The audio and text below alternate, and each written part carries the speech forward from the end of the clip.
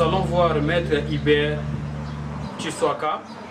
Lui, il a aussi réfléchi avec l'Institut de recherche en droits humains, quels sont les défis et les opportunités et comment sortir de ces marasmes et aussi comment lutter contre les risques sécuritaires et politiques liés à la décentralisation et aussi au découpage qu'on appelle la restructuration administrative.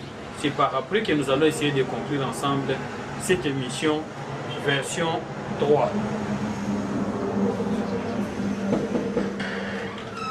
Maître Hibert, l'RDC prépare les élections provinciales, urbaines, municipales et locales en 2015 et les élections présidentielles législatives en 2016. Quels sont les défis qui attendent le gouvernement congolais? Bon, merci d'abord pour l'opportunité que vous nous donnez afin que nous puissions discuter de cette question au nom de l'Institut de recherche en droits humains. Les défis que nous avons eu à analyser avec les discutants ce samedi dernier, c'est que le premier défi, c'est le nombre d'entités à mettre sur pied. Nous avons constaté que le travail sera éléphantesque, le travail sera très grand. Il y a au moins 1041 entités décentralisées à mettre sur pied, parce que vous savez que la loi veut démembrer l'État en 26 provinces. Ça veut dire que nous aurons 26 provinces, nous aurons en même temps 20 villes, nous aurons 97 communes, nous aurons 161 cités, et en plus des 161 cités, nous aurons 476 secteurs et 261 chefferies. Alors ça fait beaucoup du point de vue entité décentralisée. Cela implique que les animateurs seront aussi nombreux. 26 provinces, ça fait 26 gouverneurs et 26 vice-gouverneurs. Si vous avez 26 mairies, ça fait 20. Si vous avez 20 mairies, vous avez 20 maires et 20 maires adjoints. Et autant pour les cités, autant pour les secteurs, autant pour les chefferies. Ça fait au total que le gouvernement a besoin de nommer des animateurs, au moins 18 168 personnes. C'est énorme. C'est énorme dans ce sens que le deuxième défi devient le budget. Est-ce qu'on a déjà les budgets pour avoir toutes ces entités fonctionnelles?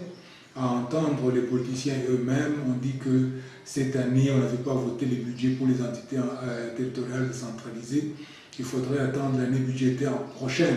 Ça veut dire que nous aurons des difficultés de budget à ce moment-là. L'autre budget que nous avons pu évaluer, et l'autre difficulté, c'est la difficulté sécuritaire. Nous aurons 26 provinces. En plus de ces 18 168 personnes qu'on doit avoir, il faudrait qu'il y ait la police dans les 26 provinces. Je ne sais pas si on a déjà apprêté les policiers pour aller dans les 26 provinces. Il faudrait les services de renseignement parce qu'il faudrait que l'information remonte jusqu'à Kinshasa des 26 provinces. Il faudrait l'immigration, il faudrait des cours et tribunaux, il faudrait aussi les privés qui doivent suivre. Et ce qui est beaucoup plus important, ce sont les agences de mobilisation des recettes de l'État comme DGI, DGRAD, DGDA, je veux dire Direction Générale des Immigrations, la Direction Générale des Recettes et puis la Direction des Douanes. Alors tout ça, nous pensons que ce sont des grands défis. Et le dernier défi que je peux souligner, c'est le défi technique. Tous ces administrateurs, ces animateurs d'entités décentralisées ont besoin d'être formés parce qu'ils ne sont pas tous professionnels dans le domaine. Il faudrait qu'ils soient formés. Leur mise à niveau nécessite aussi des moyens et il faudrait le temps. Le dernier défi, je ne sais pas si l'État saura avoir le temps de faire ça. Et en même temps qu'on est en train de prévoir les élections, je pense que les défis sont nombreux. Il faudrait qu'on puisse bien planifier et la programmation pourrait bien suivre. Donc les défis sont vraiment beaucoup par rapport à ce démembrement des 26 provinces. Maître, dans les processus de décentralisation, qui aujourd'hui dans la phase aussi de découpage, il y a plusieurs parties prenantes. Mais quels sont aussi les défis à relever par les parties prenantes dans la mise en œuvre et aussi installation des futures provincettes? Ce que nous venons de relever, ce sont des défis qui sont liés au premier partenaire, c'est l'État lui-même. À côté de l'État, nous avons les organisations de la société civile, nous allons revenir à leurs défis. Nous avons aussi les partis politiques, nous allons revenir à leurs défis. Et la dernière partie prenante, c'est la communauté internationale. Je peux donner un avis qui n'a pas été discuté à notre atelier de ce samedi, c'est que le défi lié aux organisations de la société civile, c'est de participer ou aider l'État à mettre sur pied toutes ces entités. Pour aider l'État à mettre sur pied toutes ces entités décentralisées, il faudrait que les organisations de la société civile soient informées, soient aussi avisées, soient recyclées. Comme ça, ces organisations vont accompagner l'État dans la mise sur pied de ces entités décentralisées. Vous avez suivi, l'Église catholique a déjà commencé la campagne en mobilisant la population à participer à la mise sur pied de ces entités décentralisées. Mais l'information qu'on est en train de donner à la population doit être aussi une information à jour qui doit venir de l'État. Donc là-bas, le deuxième partenaire de l'État, qui est la société civile, a besoin de beaucoup d'informations qui doivent venir de l'État pour l'aider à participer à la mise sur pied. Le troisième partenaire, ce sont les partis politiques. Ici aussi, les partis politiques ils doivent aider à ce qu'on puisse mettre sur pied ces entités décentralisées, ont besoin de la même information, mais ils ont même un grand problème actuellement. C'est le problème qui est un peu à la sécurité. Vous entendez, depuis qu'on a parlé de la décentralisation, différentes associations socioculturelles en train de se mobiliser. Bon, maintenant, nous allons réfléchir comment nous allons gérer notre province. Nous allons réfléchir qui sera gouverneur chez nous dans notre province. Nous allons réfléchir qui sera gestionnaire de telle autre entreprise. Mais les associations socioculturelles ne sont pas des partis politiques. C'est là le grand défi qu'ont les partis politiques, parce que sur leur terrain, ils vont trouver déjà qu'il y aura des groupes tribaux, des groupes ethniques qui vont se mettre à la place et faire le travail que les partis devraient faire. Et le grand défi, en plus du fait que les partis politiques seront en face de ces associations socioculturelles, mais les partis politiques eux-mêmes sont absents dans ces entités décentralisées. Comment les partis vont participer à l'implantation de ces entités si les partis n'y sont même pas? Ça, ce sont des défis très très graves. Les partis, il y a une loi qui porte le fonctionnement des partis politiques, qui nécessite aussi le financement des partis politiques, dans le rentrant encore le budget de l'État. Est-ce que l'État va financer les partis politiques pour qu'ils aient sensibilisé la population à la mise en place des entités décentralisées? On ne sait pas. Donc il y a encore des grands défis. L'autre défi, l'autre partenaire, c'est la communauté internationale. Il faudrait que, à l'heure actuelle, l'information nous parvienne.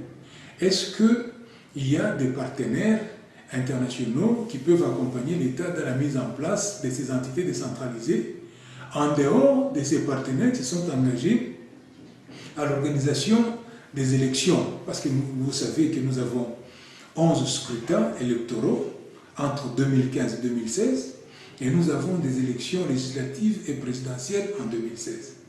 Le budget viendra d'où? Est-ce que les partenaires vont accepter d'accompagner le démembrement de 26 provinces en même temps qu'on a des élections? Toutes ces questions-là, ce sont des défis que nous essayons de mettre sur la table, de sorte que les différents groupes de réflexion, comme l'Institut de recherche en droits humains, puissent y tabler et puis réfléchir et aider l'État dans son programme de démembrement. Maître, quand vous avez parlé qu'il y a un défi de démembrement des provinces, et vous avez estimé que c'est un projet qui est fantastique, c'est que c'est un projet vaste, qui comporte des risques politiques et sécuritaires. Oui. Faudra-t-il s'arrêter là ou mettre carrément ça en place parce que c'est de la volonté constitutionnelle? Non, il ne faudra pas qu'on s'arrête là. Nous disons, ça comporte des risques. Il faut évaluer les risques et trouver des stratégies pour remonter les risques. Je vais vous donner un exemple de risque sécuritaire, par exemple. Au moment où nous parlons, il y a dans certains coins de la République, il y a encore des groupes armés. L'État est en train de fournir un effort pour que l'armée de la République, donc les forces armées de la République démocratique du Congo, puissent chasser ces groupes armés. En même temps qu'on est en train de chasser ces groupes armés, on va démembrer les provinces et ces groupes armés peuvent aller dans d'autres provinces où on peut ne pas avoir la présence de forces armées. Ça c'est une préoccupation. Dans le Nord Katanga, par exemple, vous savez qu'il y a toujours des groupes armés. Dans certaines provinces du Nord, Kivu, et dans certains territoires du Nord et Sud Kivu, il y a toujours des groupes armés. Ça, c'est un problème sécuritaire. Si nous avons les 26 provinces, nous devons avoir, en plus de la police nationale congolaise, il faut aussi avoir la présence de l'armée pour que nous ne puissions pas avoir des provinces vides où on peut avoir même des groupes étrangers. Vous entendez ces jours, nous sommes préoccupés par le terrorisme international, des groupes comme Boko Haram ou les autres groupes pareils qui sont en train de traverser les frontières. Alors il ne faudrait pas que nous puissions avoir des provinces où il n'y a pas de présence de l'armée. Ça, c'est les préoccupations sécuritaires. Les préoccupations politiques, nous avons essayé un peu de les souligner par rapport aux partenaires des partis politiques. C'est que les gens puissent mal interpréter le démembrement. Qu'ils puissent dire, ok, maintenant qu'on a démembré les provinces, que chacun aille dans son village. Non, il ne faudrait pas que ça soit politiquement interprété comme cela. Moi, je suis à Lubumbashi. J'ai grandi à Lubumbashi. Je suis né à Lubumbashi. Si je veux rester dans la province du Haut-Katanga et participer à la gestion de la chose publique, je peux rester dans cette province et participer à la gestion de la chose publique. Mais pour que les choses ne puissent pas déborder, il faudrait qu'il y ait de l'éducation publique, de l'éducation civique et citoyenne pour que les gens comprennent que on ne divise pas l'État congolais en plusieurs petits États. Nous continuons toujours à être la République démocratique du Congo avec les mêmes citoyens, avec la même liberté d'aller et venir. Alors il faudrait que ce risque-là soit souligné de sorte que l'État, la société civile, les partis politiques et les autres partenaires, on puisse participer à l'éducation de la population pour vider ce risque sécuritaire. Maître Hibert, nous sommes presque arrivés à la fin, mais quelles sont les propositions de solutions que vous faites à toutes les parties prenantes pour la mise en place et l'installation effective de ce qui est de la volonté constitutionnelle? La première recommandation, je pense qu'elle doit aller à l'État. Vous savez que l'État, comme gouvernement, est le premier responsable dans le démembrement des provinces. Il faut une bonne programmation. Comme on dit, gérer, c'est prévoir, gouverner, c'est planifier. Il faudrait qu'on puisse planifier avec beaucoup de détails. Qui sont les animateurs de ces entités décentralisées? Il faudrait qu'ils soient là en nombre suffisant. Quelle est leur capacité technique? Il faudrait qu'on puisse les recycler, les former. Est-ce qu'ils ont de l'infrastructure? Il faudrait qu'ils aient des bâtiments dans lesquels ils vont travailler. Est-ce qu'ils ont le budget? Il faudrait qu'ils aient des moyens pour travailler. Par conséquent, il faudrait une bonne planification, une bonne prévision, une bonne programmation. L'autre partenaire, c'est la recommandation aux partis politiques. Je pense que nous devons reconnaître que les partis politiques sont défaillants dans notre pays. Il y a 477 partis politiques, mais ce n'est qu'à Kinshasa. On ne les voit pas suffisamment dans la province. D'ailleurs, le ministre de l'Intérieur lui-même disait, si vraiment on doit appliquer la loi, juste 3 partis peuvent être retenus. Ça veut dire que ce ne sont que 3 partis qui peuvent circuler la République. Et les autres partis, il faudrait que les partis politiques se mobilisent pour faciliter la programmation de la mise en place des entités décentralisées. L'autre partenaire, c'est la société civile. Les ONG ne sont pas en nombre suffisant. Quand nous disons la société civile, je pense qu'il faudrait beaucoup plus compter sur les églises, parce que les églises sont partout dans la République, surtout les églises de réveil maintenant, c'est même sur chaque rue. Il faudrait que les églises qui sont sur chaque rue là participent à l'éducation de la population. Il ne faut pas laisser seulement à l'État. Nous avons un très grand problème. Il faudrait que nous puissions muter de 11 provinces à 26 provinces. Cette mutation politique nécessite la participation de tous les organes de l'État, que ce soit des individus, les entreprises ou les églises. Il faudrait que les églises jouent un très grand rôle parce qu'ils sont en très grand nombre. Les recommandations à la communauté internationale, je pense que la communauté internationale a toujours accompagné la RDC. Et ici, en République démocratique du Congo, nous avons une mission des Nations Unies.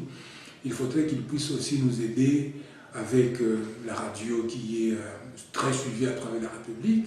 Ici, j'entends la radio de la Fondation Hirondelle qui émet à partir de la MONUSCO, c'est la radio Okapi. Il faudrait aussi une mise à jour des techniciens, des radios privées, et même vous aussi, les journalistes de radios privées, parce que là, il se pose aussi un problème. Les radios privées, maintenant, disent que ce sont des radios commerciales, ne font plus de l'éducation publique. Il faudrait que les radios, les masses médias, de manière générale, participent à l'éducation des citoyens, à la question de démembrement de 11 provinces, de sorte qu'il y ait paix et sérénité à travers toute la République. Maître Hébert Tchisoaka, nous disons merci pour votre disponibilité. C'est moi qui remercie la radio-télévision Wantanchi qui est suivie partout dans la province du Katanga. Merci.